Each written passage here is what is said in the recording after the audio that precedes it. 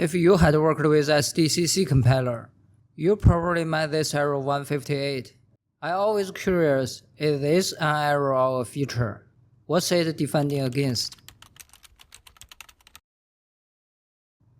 If you code like this, 1 shift left 7 equal 128, give it to an unsigned char, it's error 158.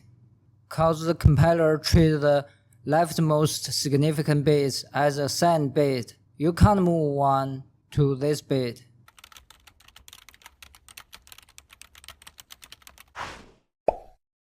So fix this error, you just tell the compiler to treat this number as an unsigned char. Everything will go and be fine. That's all. I hope you enjoy all this today. Thanks for watching. Peace.